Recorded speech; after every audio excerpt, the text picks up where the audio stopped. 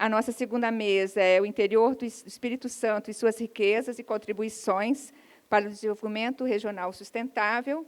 E nós vamos chamar, né, o professor doutor Leonardo Bis dos Santos, que ele é professor e pesquisador do IFES, sociólogo especialista em educação, Master em Educação Ambiental, Master of Business Administration, MBA em Georreferenciamento e mestre em Políticas Sociais, doutor em História, na área de concentração de História Social das Relações Públicas, já ocupou o cargo de secretário de Finanças e Planejamento e Estratégia, desculpa que eu estou com...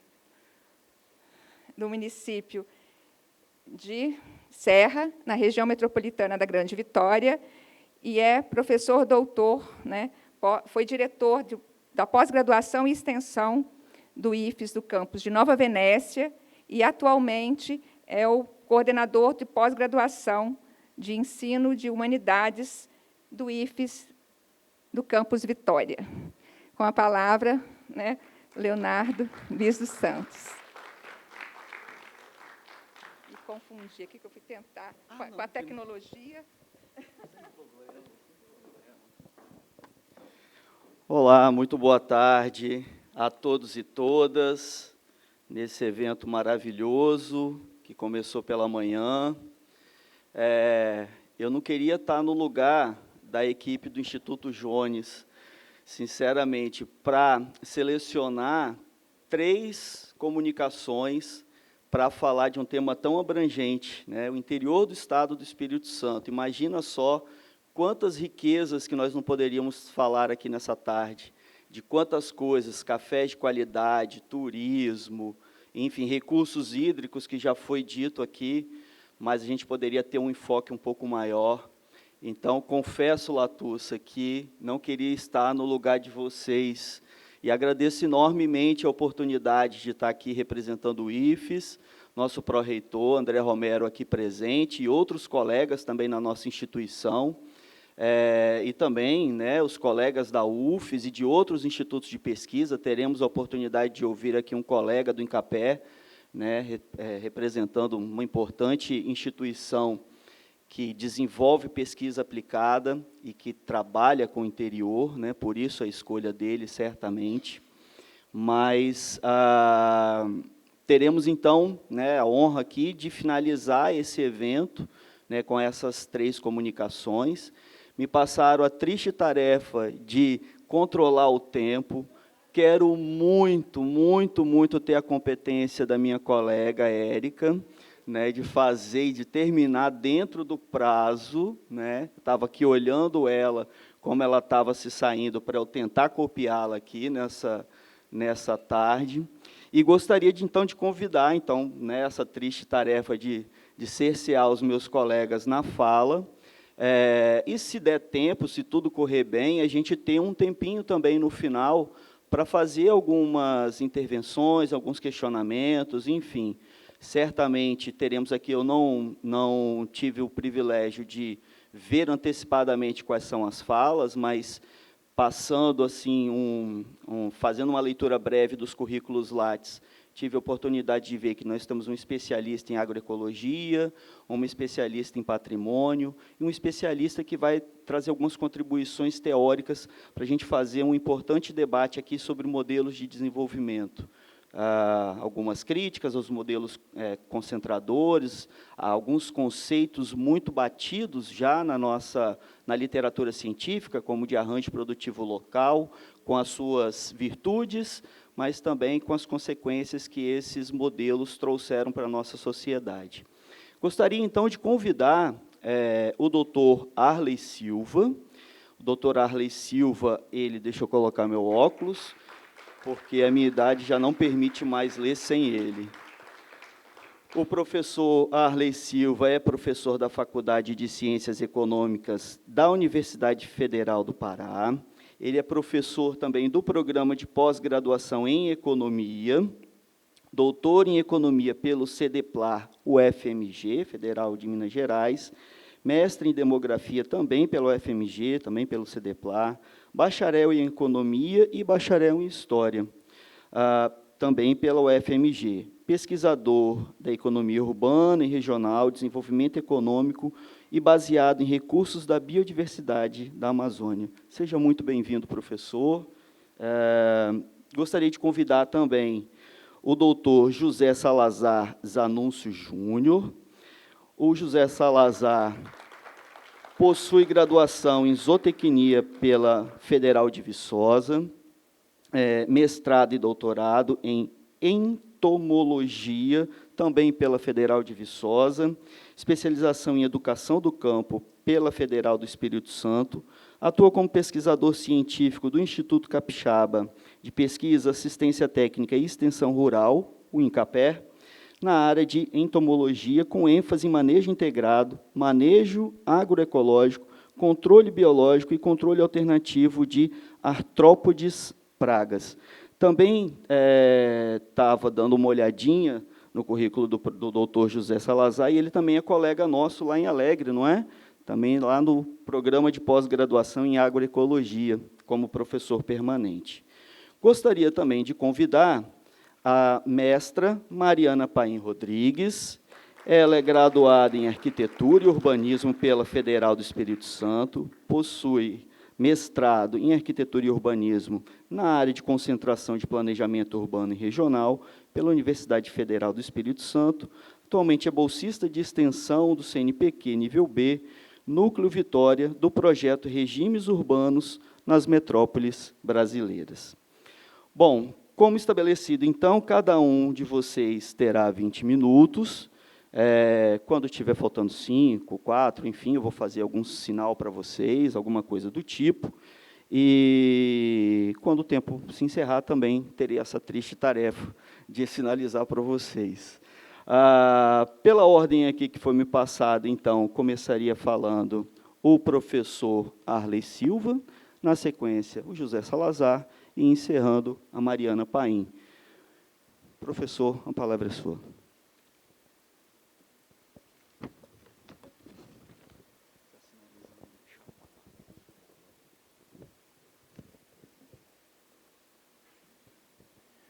Muito boa tarde.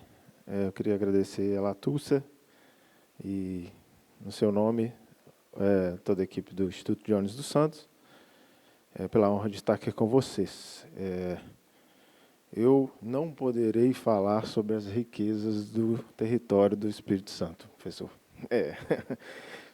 A professora Latussa me fez o convite, e, pelo que nós conversamos, o convite foi para que eu, a partir da experiência de pesquisa na Amazônia, a respeito das relações entre desenvolvimento, biodiversidade e urbanização, conversasse com vocês por alguns minutos. Então, esse é o título que nós propusemos aí para a nossa conversa de hoje: Biodiversidade, Base Urbana e Desenvolvimento, explorando elementos de uma agenda em construção. Ou seja, nós estamos aqui tentando elaborar uma expressão possível, né, dessa conversa. O professor Roberto já percorreu muito mais interessantemente do que eu poderia, e também outros colegas, como o professor Gilberto fez aí uma exposição sensacional. Acho que melhora um pouco o grau de abstração do que eu vou falar aqui, dá um pouco mais de concretude. Bem, então, a nossa conversa começa aí assumindo que nós estamos em busca de uma maneira de focalizar o desenvolvimento local em regiões brasileiras com grande biodiversidade e problemas econômicos persistentes, né? E analisar alguns elementos paradigmáticos de um modelo hegemônico, digamos assim, de crescimento que é bastante organizado, tanto na prática como nas concepções, a partir, digamos assim, de uma dialética entre industrialização e protagonizada por grandes empresas e um dinamismo induzido por mercados externos, não é? Então, a interação desses dois elementos como organizadores da dinâmica econômica e da relação sociedade e natureza tem grande importância para as possibilidades do desenvolvimento local. Tá? Então, nós vamos ver aqui que eu vou tentar fazer uma síntese que não é exaustiva, é apenas uma maneira de organizar as ideias, que vai fazer uma tentativa de colocar lado a lado, numa posição relativa, os problemas do desenvolvimento local e as possibilidades do desenvolvimento local, e essa dialética mais visível e mais poderosa, tanto em termos de organização do debate público, quanto da ação, que é colocada pelos grandes agentes industriais, principalmente, mas não apenas, mas protagonizado, e economias conectadas ao dinamismo do mercado externo, portanto, economias exportadoras, coisa que nós conhecemos bem na economia brasileira e acho não é desconhecida e nem ausente na economia do Estado do Espírito Santo, assim como do Estado de Minas, onde eu nasci e cresci, e também na Amazônia, de maneiras variadas, né, não iguais. Então, a gente tem aí um quadrinho bastante simples, né, uma síntese no sentido bem restrito. Você pode passar, por favor, colega? Então, por favor. Ok, obrigado.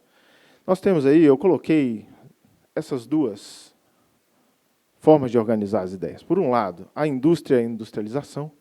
As coisas não são idênticas, mas eu estou fazendo aqui abrindo uma exceção para que vocês acompanhem comigo nesses termos, né? E, por outro lado, o mercado externo. Então, tem vantagens muito claras em processos de industrialização, processos de expansão econômica organizados pela indústria. Os ganhos de produtividade, né? A intensificação tecnológica e a integração do sistema econômico. Você tem tanto um sistema produtivo que aumenta a produtividade, que conecta, integra, né, e dá articulação aos sistemas econômicos, quanto, potencialmente, uma intensificação tecnológica mínima. E os mercados externos propiciam dinamismo, renda autônoma, no sentido de que a renda que entra no sistema econômico não depende da renda interna, pelo contrário, ela é aurida dos sistemas econômicos externos, portanto, do mundo, né, do resto do mundo, para usar a terminologia da teoria da base, o professor Roberto Montemor fez menção, e um rendimento potencialmente elevado. Vocês vão notar que o Roberto foi meu orientador, né? E nós não combinamos essas falas, mas elas estão com um certo grau de articulação, eu espero, e não superposição. Bem, mas aí você tem requisitos para o funcionamento de uma economia organizada por esses dois grandes vetores de movimento para a economia.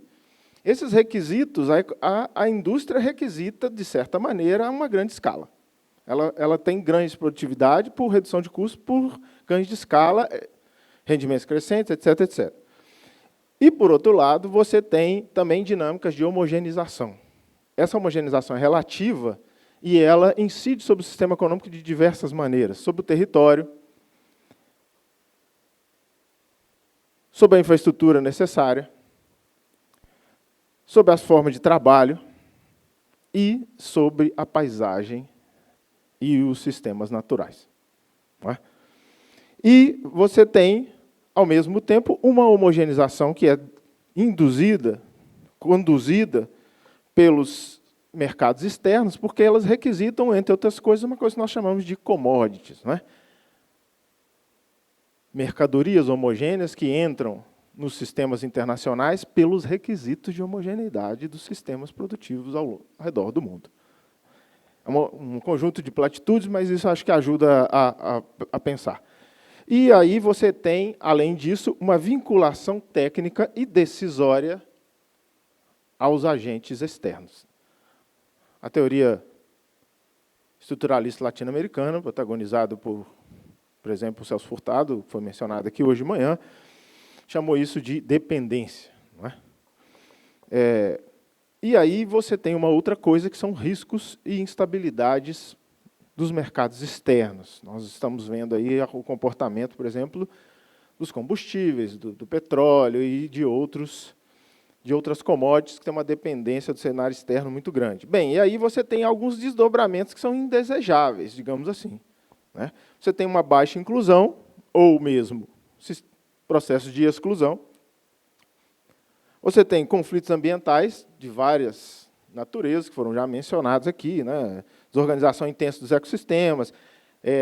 Notem que eu não sou uma pessoa com formação em ciências ambientais, vou usar aqui ecossistemas, biomas, de uma maneira, digamos, pouco rigorosa. Ritmos de reprodução incompatíveis com a permanência dos biomas. Ou, em outras palavras, os sistemas econômicos induzidos, organizados, né, orientados por dinâmicas industriais, em ritmos incompatíveis com a reprodução dos sistemas naturais. Você cria algo como um descasamento dos ritmos e das possibilidades de reprodução social e natural. E você desvincula, por causa dos mercados externos, as agendas locais e as agendas da própria economia em funcionamento. Você cria uma indiferença relativa às necessidades e às demandas locais, isso é importante, porque eu vou falar na sequência.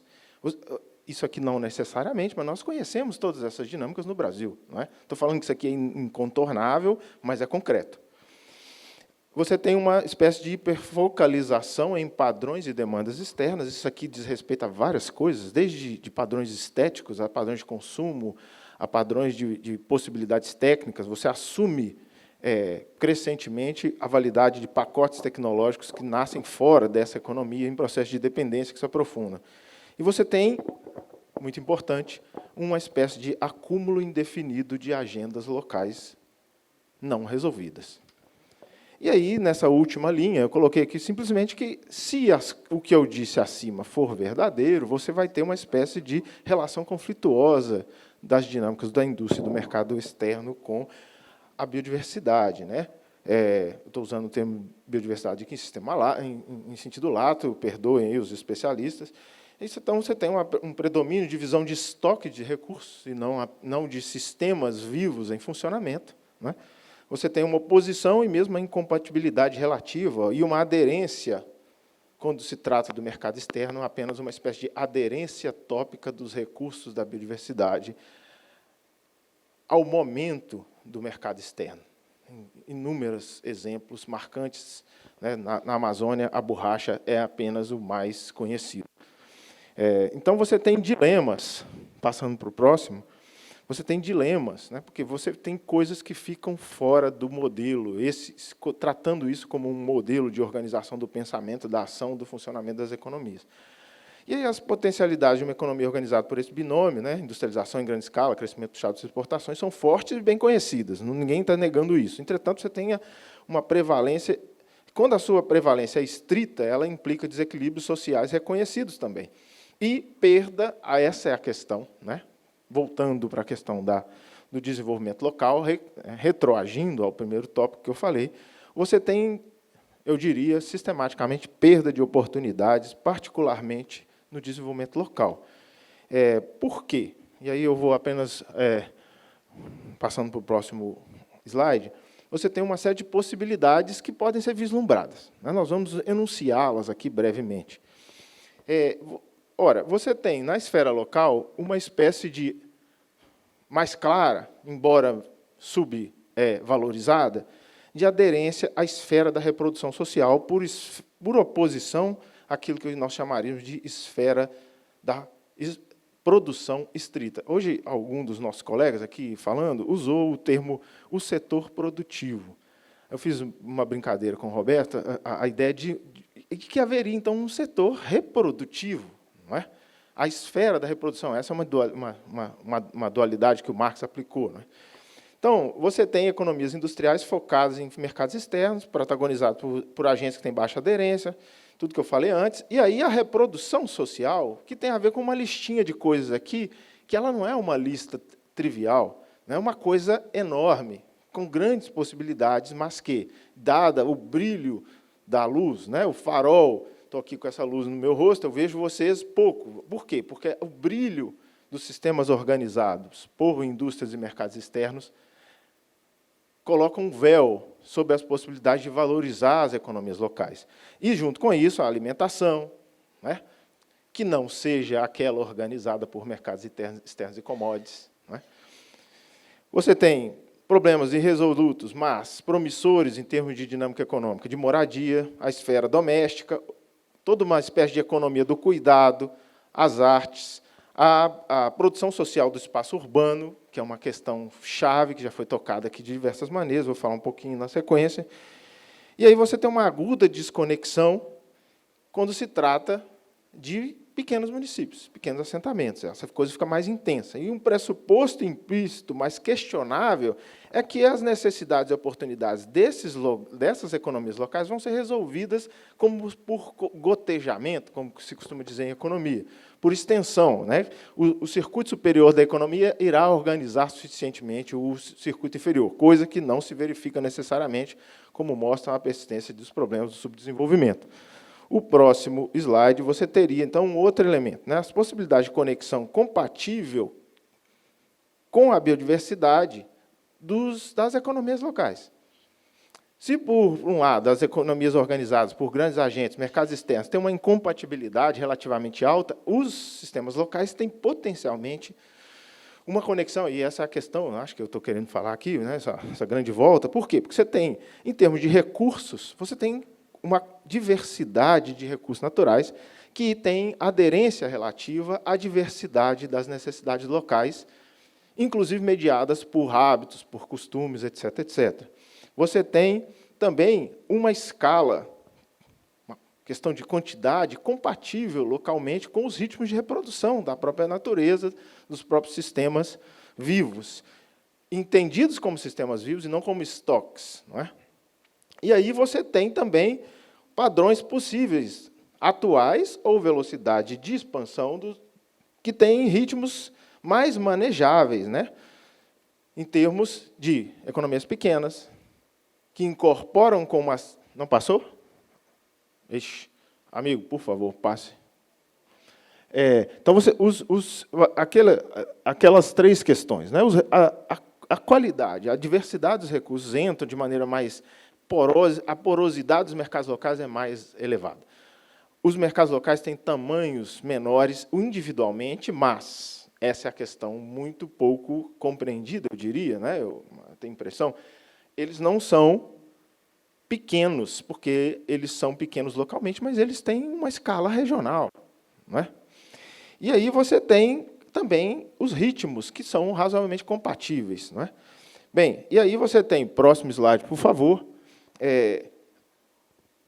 a possibilidade de que nós recuperemos uma coisa que, no passado anterior à industrialização, foi uma questão importante. Nós compreendemos a natureza como uma força viva, uma força produtiva. A natureza cria constantemente fluxo de matéria e energia. O professor Gilberto ali falou um monte de coisa maravilhosa, não preciso muito recorrer. Nós poderíamos pensar em outros tipos de sistemas, né, as florestas, etc., etc., que também são sistemas produtivos, baseados em diversidades, os chamados sistemas agroflorestais, por exemplo, né? E, por outro lado, você, e essa é a questão também que eu queria destacar, sublinhar, o fato de que a base urbana, os centros urbanos, historicamente, no passado anterior à cidade, forneceu uma espécie de mediação entre sociedade e natureza que antecedeu a indústria. Não tenho tempo de falar isso aqui, tal, há uma grande discussão, a partir do Henri Lefebvre, que nos possibilita compreender a vida urbana, e aí, por exemplo, os resíduos ou os recursos hídricos usados nas áreas urbanas, desde que nós tenhamos a disposição de olhar para os sistemas urbanos, não como coisas genéricas, mas como mediações específicas entre os recursos locais, na sua diversidade e complexidade, e as necessidades sociais, ou as possibilidades econômicas, isso nos abriria possibilidades que hoje são, em grande parte, desperdiçadas. Próximo slide, por favor. E aí é o que eu acabei de falar. Você tem uma possibilidade de compreender que o manejo de uma base urbana, né, como uma mediação econômica, técnica e institucional privilegiada entre sociedade e natureza, né? E aí a gente passaria, superando a visão genérica do que é o urbano, que não faz sentido, convenhamos, né, compreender a especificidade do local, os recursos locais, as possibilidades locais e organizar essa mediação de maneira sofisticada, fazendo com isso com que a produção social do espaço se torne não apenas um momento de oportunidade econômica em si mesmo, mas uma forma de produzir espaço que possa mediar os processos naturais de maneira enriquecedora, tanto para os próprios sistemas naturais, nas suas possibilidades limitadas da intervenção humana, mas reais, quanto para a resolução dos problemas sociais, articulando os ritmos de reprodução social e natural com ganhos, redução de custos, serviços ambientais sofisticados, desenvolvimento tecnológico. Isso não para no low-tech. Começa no low-tech, mas não para no low-tech. Isso é uma questão importante também, né? Bem, e aí você teria, então, passando mais um slide, por favor, você teria uma substituição, não é? Pode passar mais um, por favor. Uma substituição relativa da escala industrial pela perspectiva de uma escala urbana e de uma mediação urbana. Você teria, recuperando, assim, a natureza como força produtiva e não mais como estoque de recursos. E, finalmente, um desenho intencional de mercados locais, não é? Como estratégia de desenvolvimento, mediado pela produção social do espaço. Bem, então, o último, passa mais um, por favor, acabando aqui aceleradamente. Qual a agenda de pesquisa isso abre, não é? Bem, na experiência nossa, lá na Faculdade de Ciências Econômicas da UFPA, isso tem 3 direções principais.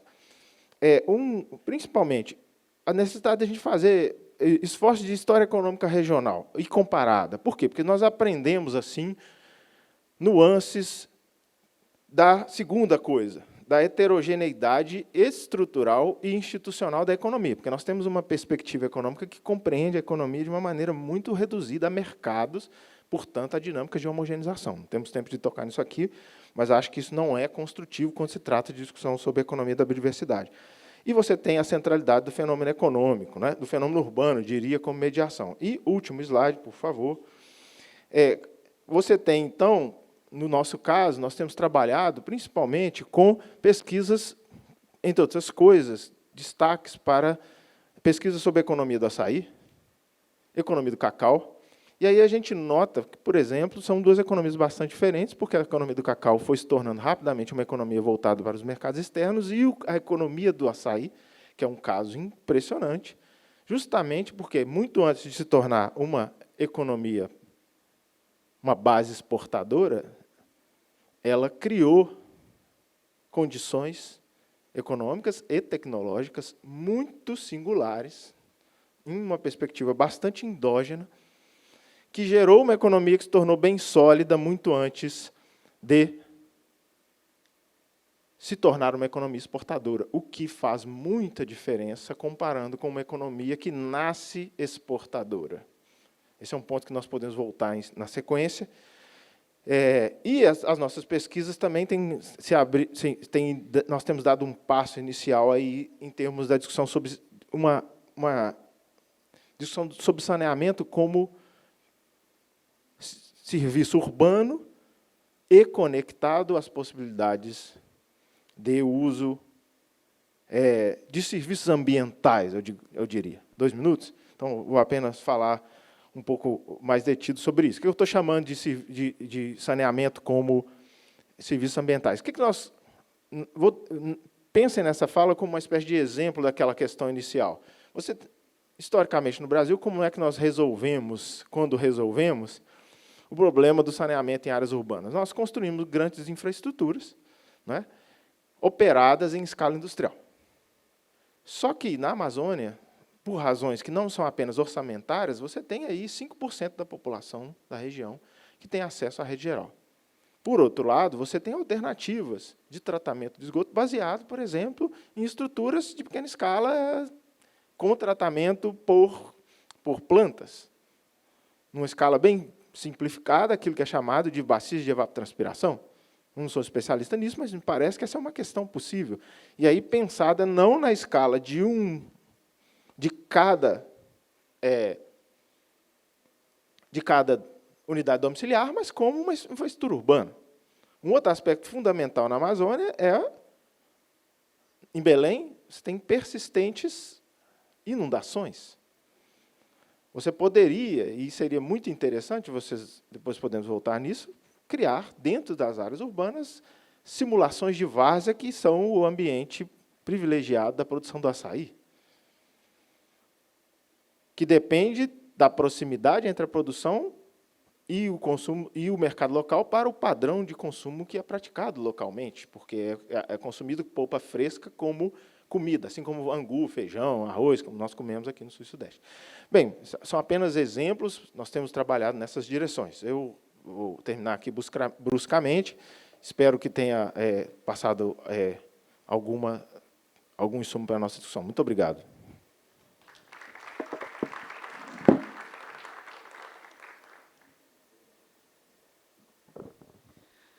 Arley, apesar de não falar do Espírito Santo, mas você desenhou muito bem aqui, né, o interior do estado do Espírito Santo, com exceções dos principais municípios, como Linhares, Cachoeiro, Colatina, enfim, são municípios que vivem de um sonho de uma indústria mega, super, ser instalada por lá. Algumas pessoas ainda acreditam nisso, como se isso fosse resolver os problemas. Então, apesar de não ter citado nominalmente, a sua contribuição foi muito valiosa para a gente pensar em uma agenda de pesquisa, enfim, futura. Certamente contaremos com seus conhecimentos. Gostaria, então, de convidar o doutor José Salazar para falar. Enfim, eu acho que ele vai falar um pouco do Espírito Santo agora. A experiência que eu tenho no Espírito Santo, né? Boa tarde, né? Agradecer o convite. Muito feliz de estar aqui nesse momento. Falando um pouquinho da agroecologia, né, o tema que a gente foi designado para abordar. Eu vou tentar aqui falar um pouco de formas mais gerais a questão da agroecologia, mas puxando para o lado da ciência, né? A agroecologia tem as vertentes científicas, a vertente ideológica, né, respeito às duas, mas a gente vai tentar puxar um pouco mais para o lado da ciência e tentar trazer para a realidade do Espírito Santo, como que isso pode contribuir para o desenvolvimento regional, principalmente do nosso interior, né? Como foi falado aqui, eu sou do INCAPé, e a gente tem especialistas do INCAPé na agroecologia. Na verdade, eu não sou o principal especialista, tem pesquisadores, extensionistas mais antigos e mais experientes do que eu para falar sobre a agroecologia, mas, infelizmente, já estão até aposentando, né, e já estão passando bastão, e eu estou tentando aí pegar esse gancho aí, e espero poder trazer um pouco para vocês aqui dessa experiência que a gente adquiriu com eles, e um pouco da experiência que a gente tem trabalhado também nessa área aí, principalmente para o desenvolvimento, né, da nossa agricultura, e voltando para essa parte de produção de base agroecológica e produção orgânica. Vou contextualizar um pouquinho falando do INCAPé.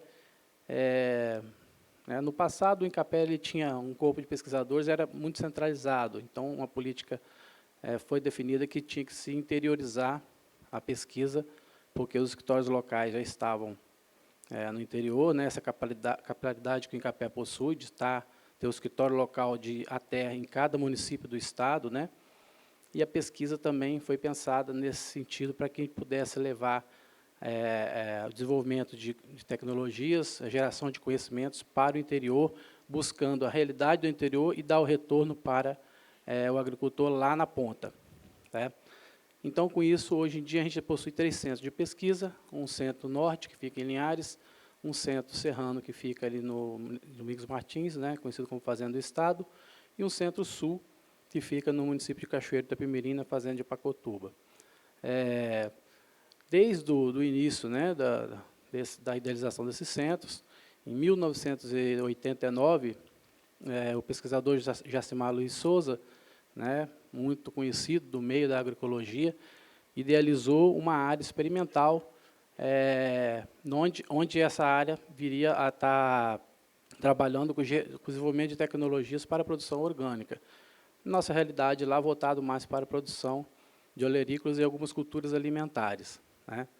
Então, a gente tem lá no Centro Serrano a área mais antiga de pesquisa com produção orgânica. São mais de 30 anos, nesse ano são 33 anos que essa área está desenvolvendo tecnologias de produção orgânica e também, além do desenvolvimento das tecnologias, a difusão dessas tecnologias, recebendo visitas, né, desenvolvendo sementes, materiais adaptados ao sistema orgânico e também tecnologias de produção de base agroecológica, né.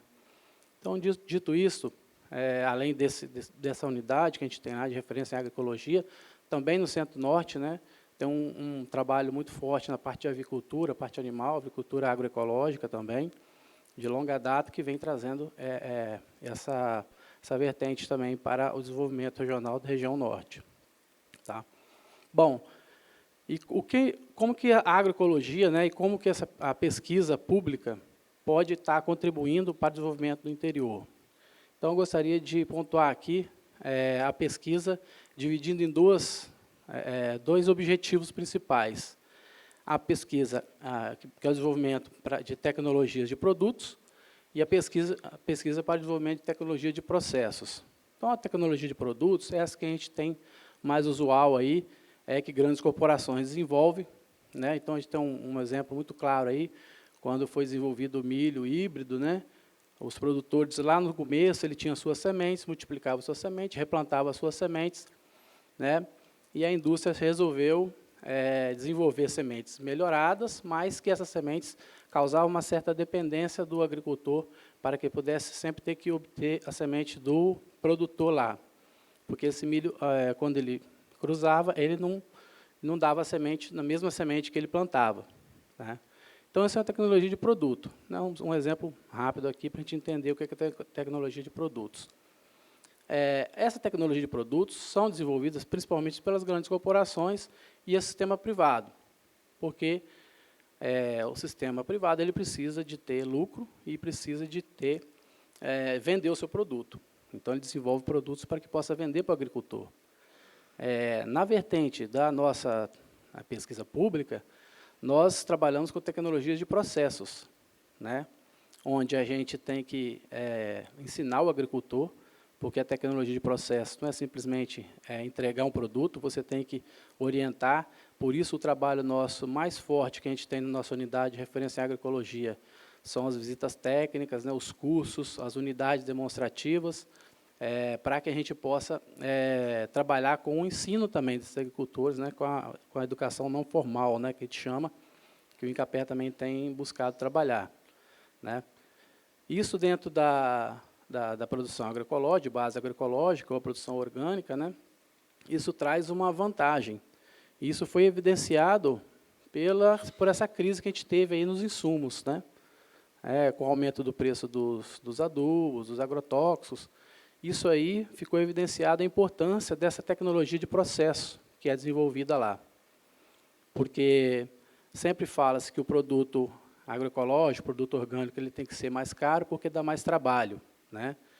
E o outro produto convencional, como ele dá menos trabalho, porque usa os produtos que são adquiridos, são comprados, ele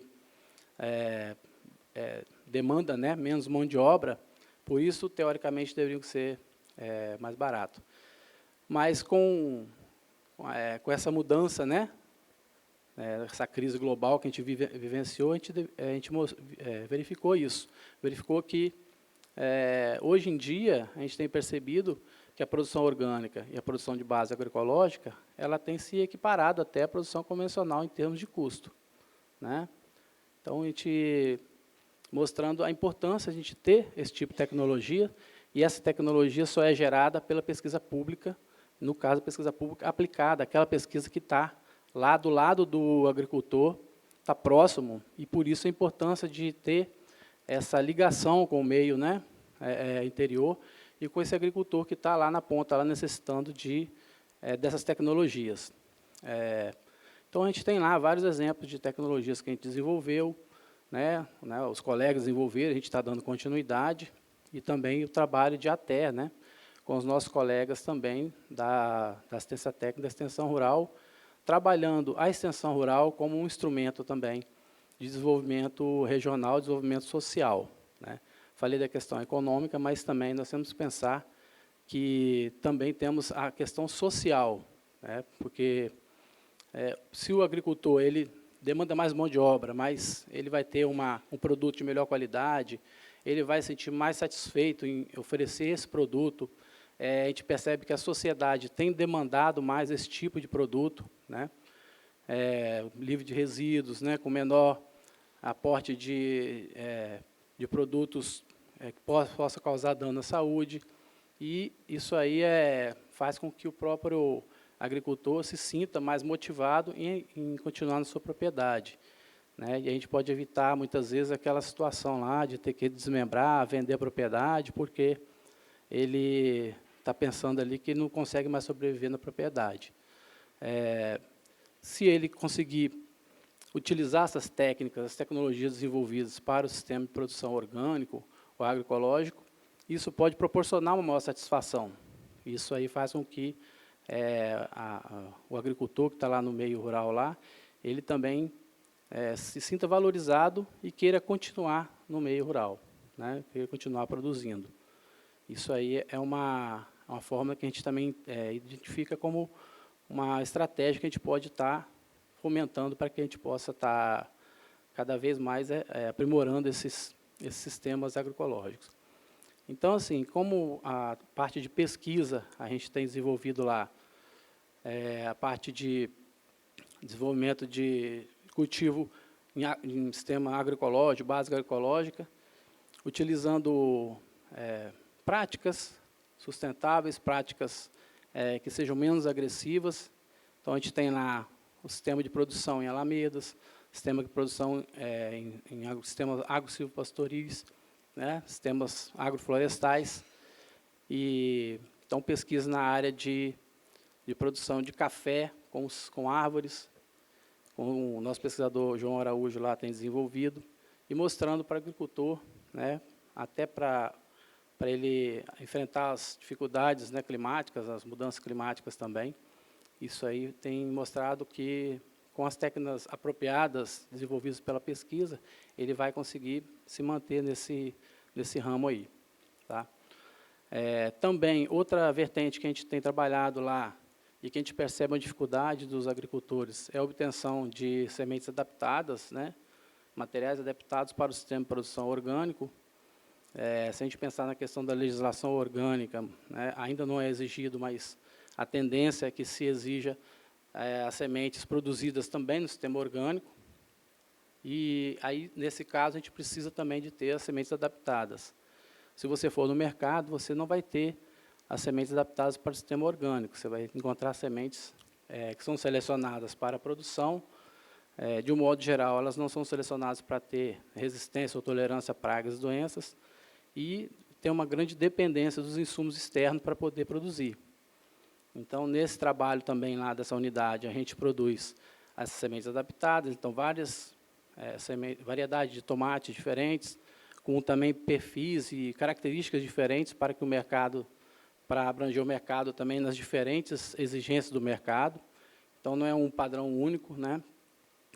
Também temos sementes desenvolvidas de milho orgânico, de feijão orgânico, materiais de taro, e todas essas sementes e agora para lançar também uma semente de couve-flor orgânica.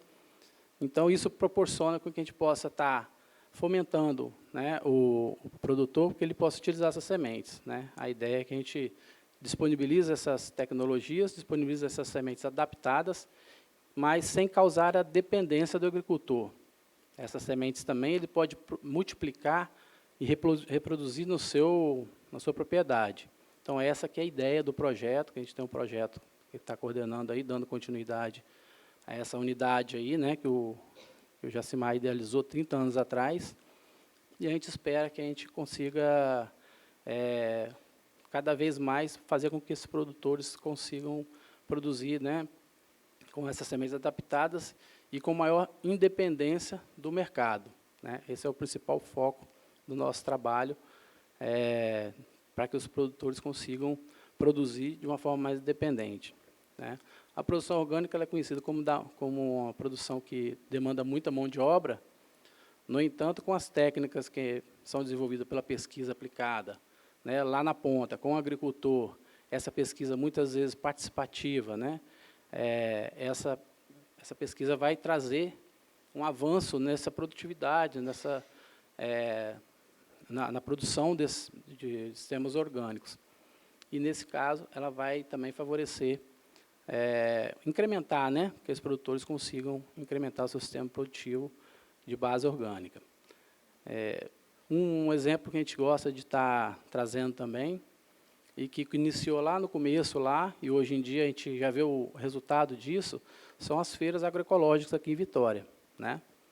Então, muita gente não sabe, mas isso começou com esse trabalho lá no início, com o Jacimar, né, nosso pesquisador, trazendo essas informações, essas tecnologias, para que os produtores pudessem ter um sistema de produção orgânico, né? E, hoje em dia, eles já se apropriaram desses conhecimentos, já se apropriaram dessas tecnologias de processos de produção, não apenas dos produtos, e isso culminou, né, com a organização social e permitiu com que eles pudessem abranger outros mercados, né? E, hoje em dia, a gente vê aí o sucesso que são as feiras agroecológicas aqui na região da metropolitana de Vitória, né? Isso tudo começou lá há 30 anos atrás, né? E, hoje em dia, os nossos produtores já adquiriram interiorizaram esses conhecimentos e aplicam na prática, e podem estar trazendo o produto para a mesa do consumidor, um produto, né, livre de resíduos, livre de agrotóxicos, né, produzidos com um custo aproximado do custo do convencional, então, às vezes um pouco mais elevado, porque também tem um apelo, né, e que o consumidor está disposto a pagar por isso. Mas, e a gente vê o desenvolvimento na região de Santa Maria, na região de Domingos Martins, região serrana, principalmente devido a essa questão dessa produção orgânica. E também, né, associado a isso aí, culminou também com o agroturismo, porque o turista ele quer lá e conhecer a propriedade, ver como produz, mas ele quer ver um sistema de produção diferenciado, ele não quer ver uma produção onde ele tem que ficar aplicando pesticida toda hora, onde tem um produto lá que não consegue respeitar um período de carência, né? Então, a gente tem um morango lá que você colhe praticamente todo dia, como que você usa um produto que tem resíduo lá, tem um período de carência de 3 dias. E aí, né, produtores lá que tem Colipag, todo dia tem gente colhendo lá morango no Colipag. Então, esses produtores eles precisam dessas tecnologias alternativas, né? Eu vou puxar um pouquinho para a minha área, que é a parte de controle de pragas, desses produtos alternativos e também do manejo alternativo. Não somente o produto para controlar a praga, mas o manejo que evite a ocorrência dessas pragas nesses sistemas. Então, isso traz desenvolvimento, traz benefício social, porque são pequenos agricultores. A gente sabe que o Espírito Santo são em torno de 110 mil estabelecimentos rurais, e desses aí, quase 75% são agricultores familiares, ou seja, aqueles que utilizam a própria mão de obra para produzir, né? Então, se tiver que remunere a mão de obra, né? Então, quanto menos insumos externos você precisar aportar no seu sistema de produção, você vai ter uma remuneração melhor da sua mão de obra. Isso traz mais satisfação, mais renda, né, para o produtor. A gente vê o desenvolvimento da região cada vez mais intenso. Tá? E a proposta do projeto, a gente dá continuidade nesse trabalho aí, já tem 30 anos, né? É a unidade de pesquisa mais antiga do Brasil, talvez até da América. Essa unidade são 2 hectares de área útil, 3 hectares no total. E desde 1989 até agora, ela nunca entrou em insumo que não é permitido pela agricultura orgânica, né? Então, a gente trabalha com as tecnologias, com os produtos permitidos, mas sempre dentro de um sistema de produção orgânica. E buscando cada vez ser um sistema mais autossustentável. Os desafios maiores é ter essa autossustentabilidade dentro da propriedade, que a gente sabe que é muito difícil, mas sempre buscando alternativas que a gente possa estar minimizando. Então, utilizando o seu próprio composto, né, reaproveitando os resíduos da própria propriedade. Então, reaproveita a palha de café, o capim-elefante, o resíduo da produção animal, para produzir o seu composto, para produzir as suas verduras, o milho, o feijão, né, e os insumos agrícolas que você tem na propriedade. Bom, então é isso que a gente gostaria de passar para vocês. Espero ter trazido um pouquinho do panorama aqui do interior para vocês. A gente sabe que falar de agroecologia não é fácil, né? Mas a gente espera que possa ter trazido um pouquinho de informação para vocês aí, contribuído com o evento. Obrigado.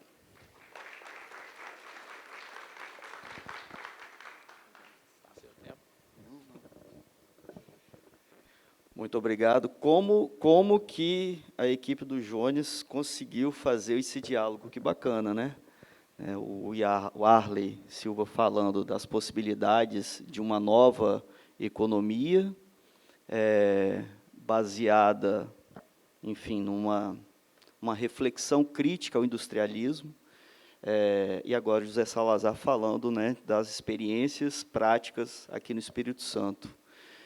E, com certeza, a gente vai conseguir estabelecer um novo diálogo com a apresentação da Mariana. Mariana, com você.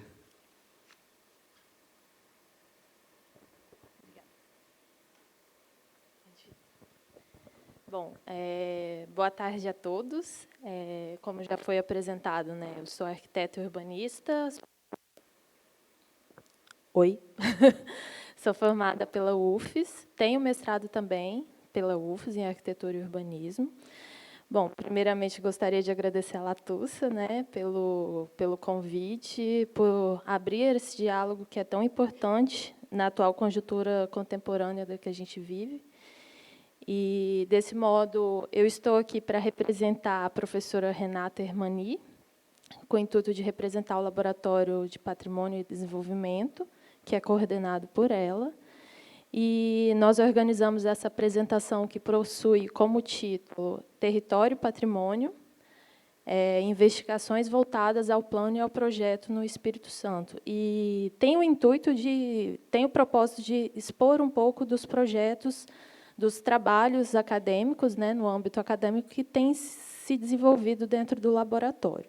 Então, pode passar, por favor? De modo que a minha fala será breve, e eu estruturei ela em 3 momentos. Um primeiro momento, trazendo um pouco do arcabouço teórico-metodológico que a gente se baseia. Um segundo momento, trazendo algumas das investigações no Espírito Santo com alguns trabalhos. E um terceiro momento, demonstrando algumas perspectivas e desdobramentos futuros, né, devido a esse processo que a gente tem passado, que a gente está pensando. Pode passar. Bom, então, nós nos inserimos na discussão do território em uma perspectiva do patrimônio, entendendo isso como estratégico para o desenvolvimento local. E a gente faz autodeterminado, ou seja, que o próprio local se autogoverne, se tem essa capacidade de desenvolvimento. E a gente se baseia principalmente nos estudos da Escola Territorialista Italiana, que traz, né, com Alberto Magnaghi, que é um fundador da escola e produz, né, desde a década de 90, juntamente com a professora Daniela Poli, que são arquitetos também. E tem feito vários trabalhos no laboratório LAPEI, quem tiver interesse, e são compostos por especialistas interdisciplinares. É bastante relevante a produção deles. E a gente tenta articular também com as discussões dos estudos das dinâmicas e dos processos do território, a partir dos teóricos da geografia crítica, sendo eles Milton Santos, Rogério Reisbach e Marcos Aurélio Sacquet, que são os principais autores que a gente tem feito essa articulação. Pode passar. De modo geral, o que a gente percebe?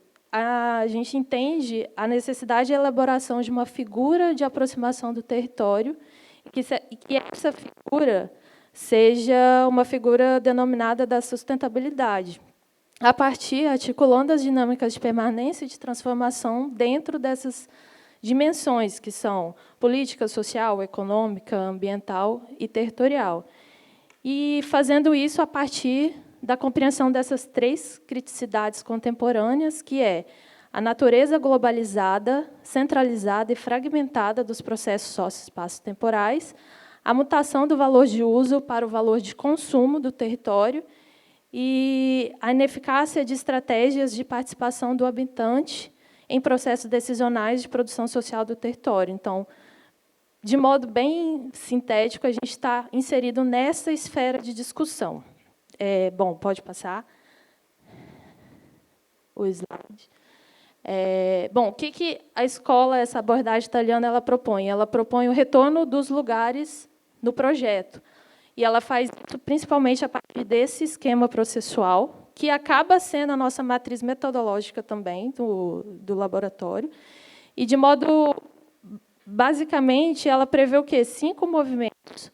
O primeiro movimento seria a definição conceitual do que seria esse desenvolvimento local autossustentável, que, querendo ou não, é a base de todos os outros movimentos do processo, desse esquema. A segunda seria a definição de metodologias e técnicas da representação identitária do território.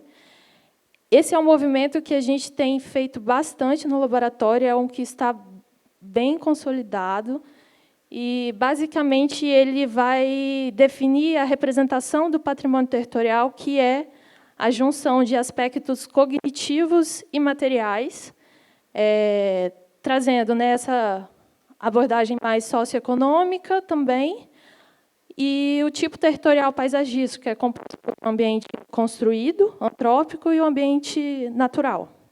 Então, a gente tem esse momento. Um terceiro seria a elaboração do Estatuto dos Lugares, que se entende por identificar quais são as regras de transformação para esse local a partir dessa representação identitária. Um quarto momento é a elaboração de visões de futuro, que são os cenários estratégicos, né? A possibilidade de projeto para o local, definidas segundo essas regras estatutárias, né? Então, é um processual mesmo. E a quinta movimento, do qual a gente ainda não se adentrou, que seria propriamente a aplicação, né, no território a partir da redefinição de tarefas, dos instrumentos e dos processos de planificação. Bom, então, basicamente, teórico-metodológico, a gente está aí. Agora, eu vou inserir um pouco dos trabalhos que a gente tem feito no laboratório, com destaque para o município de Santa Leopoldina, que foi um dos primeiros dos municípios que se iniciou as investigações lá. E, durante o grupo do mestrado, Luciano está aqui, representando também, e a gente tem ampliado para outros municípios, como Santa Maria de Jetibá, Santa Teresa, Muqui, enfim. E, recentemente, os últimos trabalhos têm situado um pouco no litoral também, como Conceição da Barra, Anchieta, Aracruz. Então, a gente está ampliando um pouco a discussão. Pode passar. Em Santa Leopoldina, o Miguel Brunoro Tomé ele vai trabalhar principalmente os motores socioambientais. Ele faz uma identificação a partir das permanências e das transformações em uma esfera do uso e ocupação do solo. Então, ele discute o território em movimento, tentando identificar como que se dá a construção desses desastres a partir de um perfil, de uma esfera antrópica. Pode passar. A Aline Tessarolo Rui, ela vai trabalhar em Santa Teresa. Ela discute a mosaificação do território a partir de uma perspectiva do território simbólico e do território funcional, que é trazida por Rogério Reisbach. E ela faz isso especificamente no Circuito Caravaggio, né, nesse recorte espacial. Pode passar. Eu vou trabalhar principalmente em Santa Maria de Jetibá, e eu trabalho a dinâmica da relação de dominação e apropriação.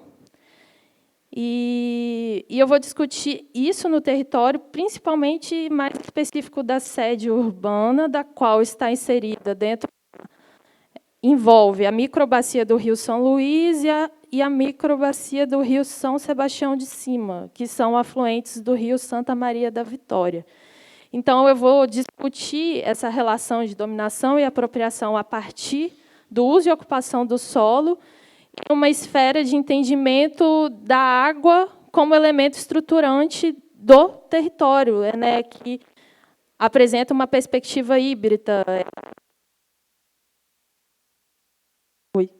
Fui. Desculpa, gente. Ela é natural, mas ela apresenta essa perspectiva social também, então eu vou discutir isso nessa dissertação. Pode passar. A Damiane Farina Nossa, ela vai trabalhar os riscos territoriais a partir de um projeto representacional do território, e ela discute as persistências, permanências e perdas na esfera arquitetônica. Pode passar. A Camila Drago Bona, ela faz um trabalho muito bacana, ela faz um trabalho na comunidade de Autoliberdade, em Marilândia, e ela trabalha a participação e patrimônio territorial a partir da representação social identitária, e ela faz um trabalho nas escolas, da qual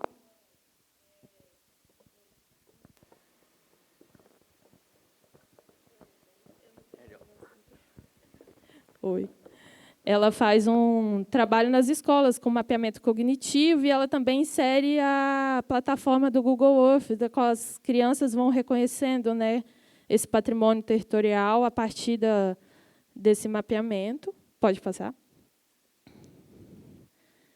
Luciano, ele vai trabalhar os ciclos de territorialização e o desenvolvimento local a partir do entendimento das fazendas cafeeiras remanescentes como unidade de produção, né, como um instrumento potente para o desenvolvimento local.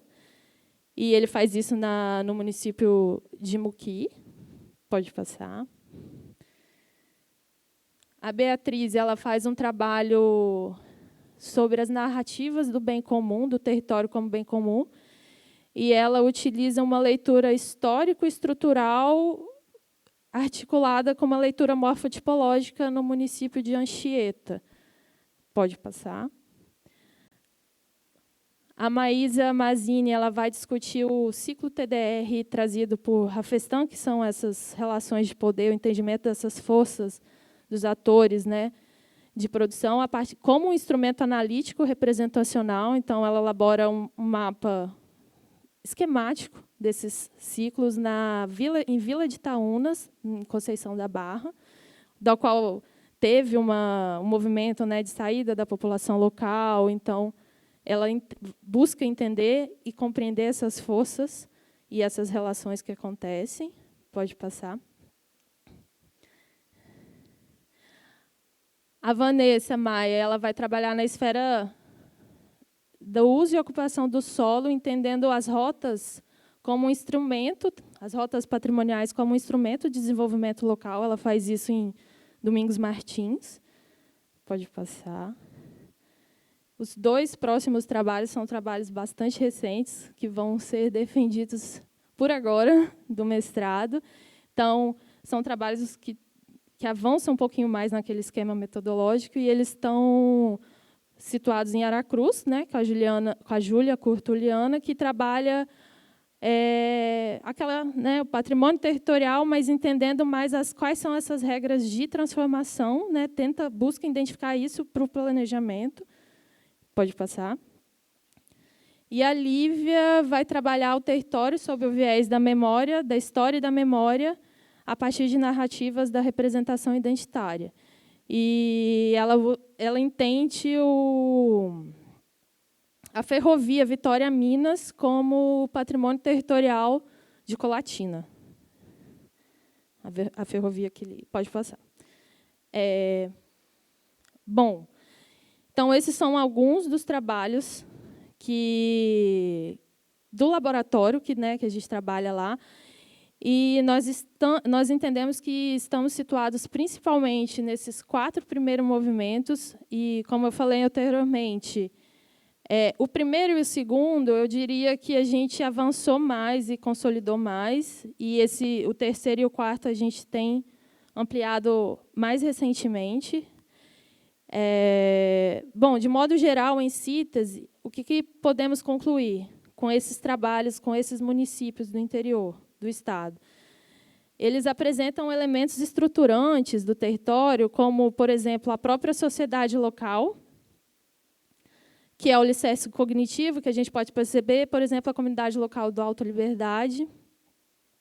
Alicerce material, os rios e os cursos d'água, que estruturam e integram o território, como, por exemplo, o Rio Santa Maria da Vitória, que tem outros trabalhos de Santa Leopoldina também, que entendem essa esfera, e Santa Maria de Jetibá também, que compreende.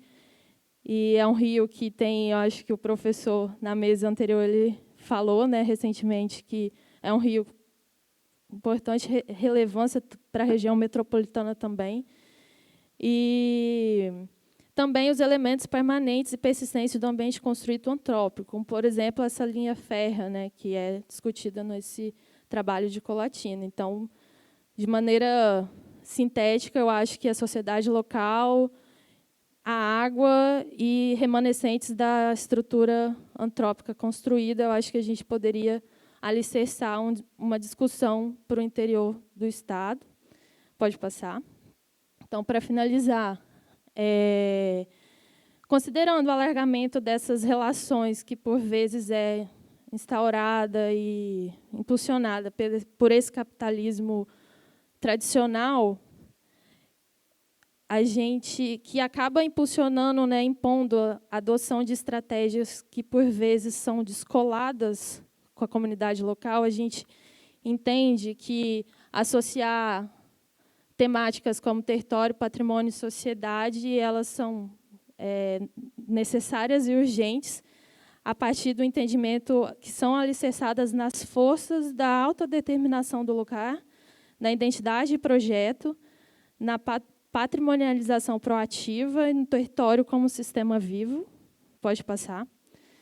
Desse modo, nós estamos entendendo que o território é patrimônio e o patrimônio é território, partindo de pressupostos, né, a serem desdobrados do território como um ecossistema de valor existencial, um neoecossistema vivo, não objeto e sim processo, a ruptura com esse binômio natureza e cultura, a ruptura com a separação entre conservação e transformação e a mediação de processos de territorialização, patrimonialização proativa e desenvolvimento local autodeterminado, que é uma contribuição a esse novo binômio que a gente vem alargando, autodeterminado, é uma contribuição do professor Antônio Miguel, do INPE, que contribuiu na banca de alguns trabalhos também, no âmbito do mestrado. E pode passar. É isso. Obrigada.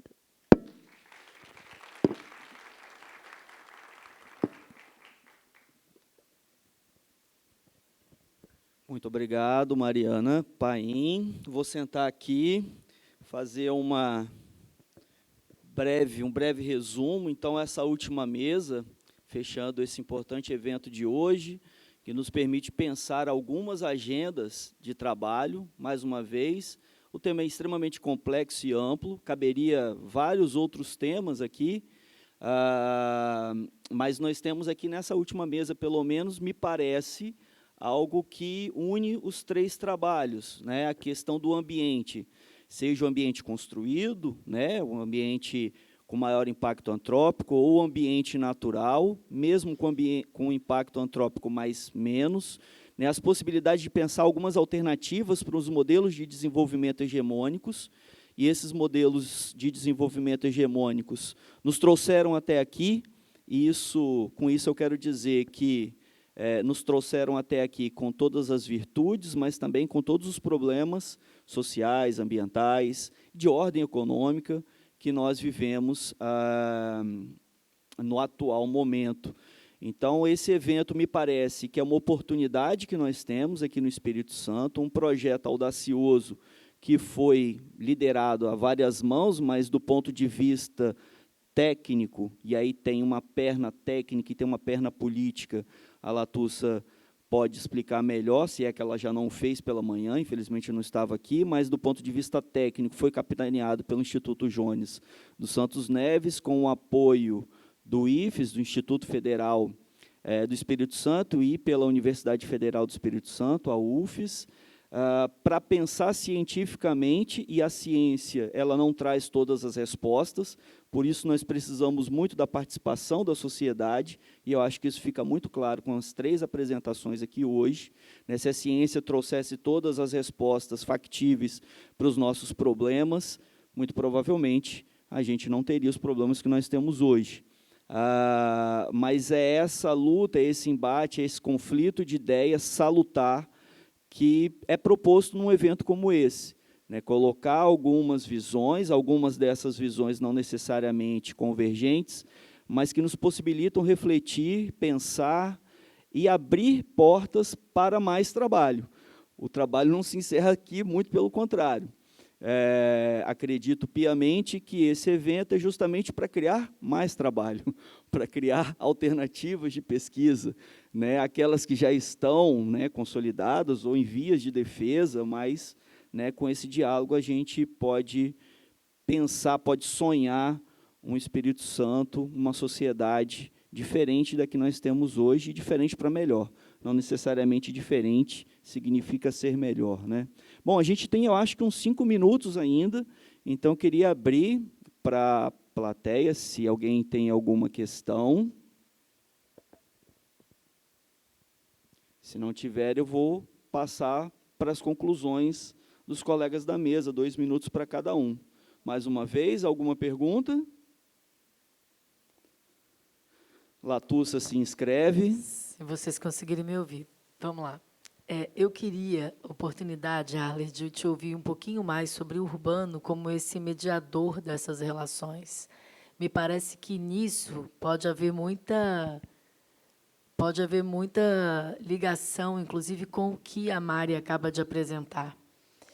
Sei que são, né, pontos de vista diferentes e oriundos de momentos e trajetórias diferentes, mas eu acho que esse ponto é importante, porque, muito como a tecnologia que o Salazar traz para a gente, de trazer independência para o produtor, né, isso numa visão de processo e não de produto, me parece também estar no âmago do que a gente pode, vamos usar, eu tenho usado esse verbo com muito cuidado nos últimos tempos, mas do que a gente pode garimpar como novas possibilidades de produção endógena, né, de reprodução.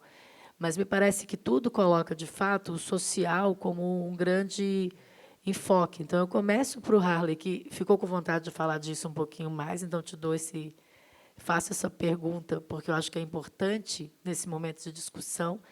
E, se tiver tempo, o Salazar e a Mari podem também me mostrar a conexão dessa pergunta com o que eles trouxeram. Tem mais alguém inscrito? Não estou fazendo... Não quero tomar todo o tempo, mas, se não tiver mais ninguém inscrito...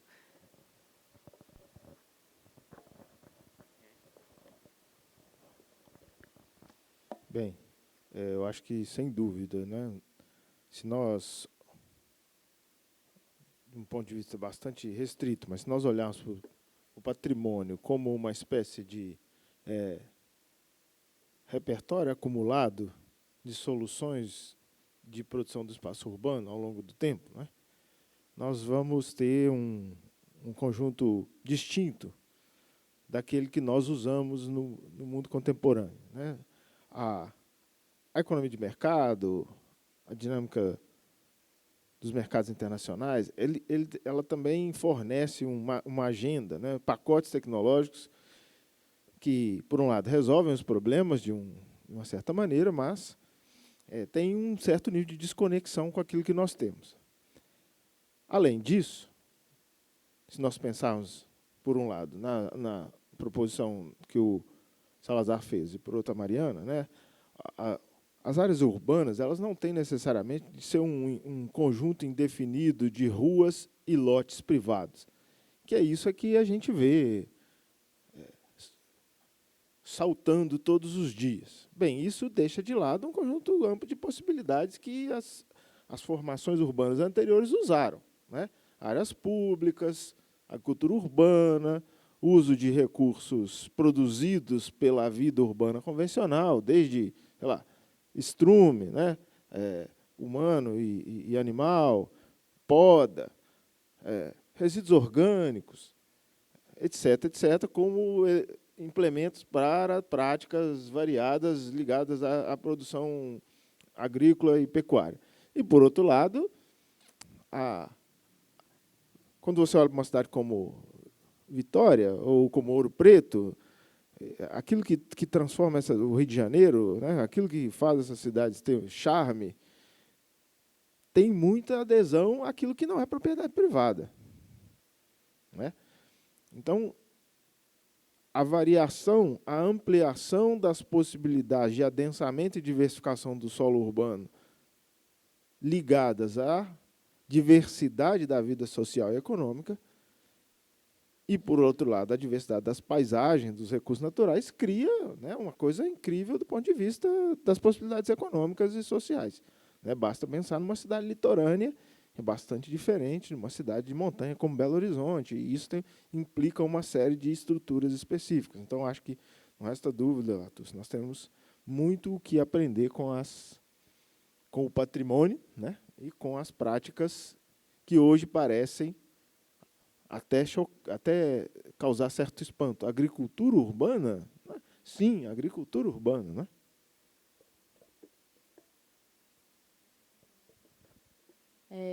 Complementando um pouco, eles estão essa abordagem, né? A gente tem visto algumas produções também voltadas para essa ruptura de rural urbano, justamente para esse retorno do lugar que eles falam, não é o retorno da história. É entender a história como história do território, mais especificamente, como um agente indutor, né, para o plano e para o projeto. Eu acho que eles, né, e tanto essa leitura histórico-estrutural do território, eles trazem muito nessa perspectiva.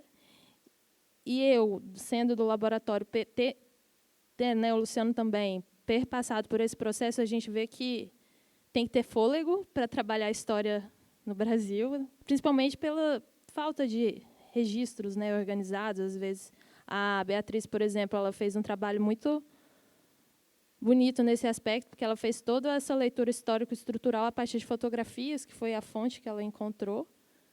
E, não sei, é mais para complementar aqui, né, que eu acho que eu, pelo menos, eu entendi que ele o professor trazendo essa esfera mais da economia, que eu sinto que a gente tem que avançar isso no laboratório, né, de conectar mais, e eu acho que é isso. Salazar, é possível pensar agroecologia no ambiente urbano? Tem algum exemplo no estado? É justamente o que a gente ia abordar aqui, né? A gente tem percebido que o urbano e o rural eles têm se misturado cada vez mais. Não sei se é a realidade do estado do Espírito Santo, que é muito próximo, né? Então, é um estado pequeno, então, pela proximidade, e eu moro numa região turística também, a gente tem percebido, né, cada vez mais muitos urbanos buscando, né, o meio rural, e vice-versa também, o rural buscando o meio urbano. Então, a gente deu exemplo aqui das feiras, né? Então, eles trazendo o seu produto aqui para a venda direta, isso é uma mudança, né, de paradigma, que antes esses produtores só tinham o mercado do atravessador e ficava na dependência.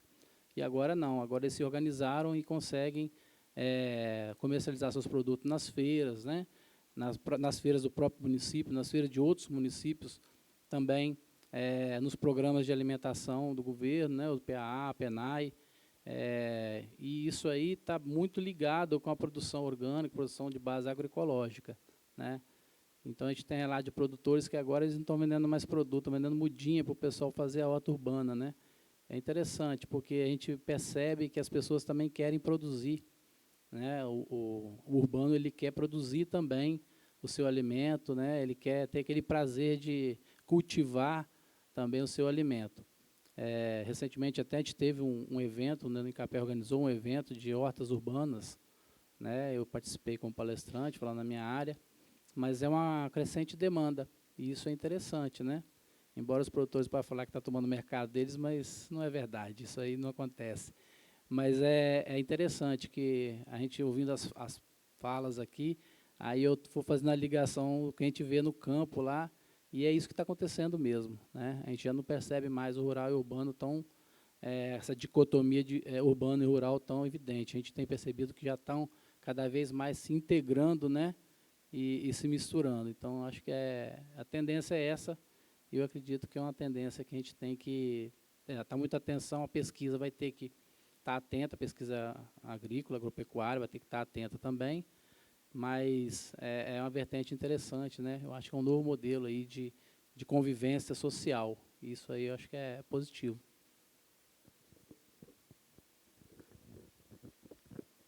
Bom, poderíamos ficar durante muitas e muitas horas aqui ainda, mas a pessoa que vos fala ainda vai dar aula até as 22h30, então, terminando aqui, tenho que sair correndo para voltar para a minha unidade. Foi um prazer muito grande, muito obrigado, Instituto Jones dos Santos Neves, por essa iniciativa, na figura da Latussa, mas uma infinidade de pessoas envolvidas num evento como esse, e dou como encerrado. Muito obrigado a todos e todas.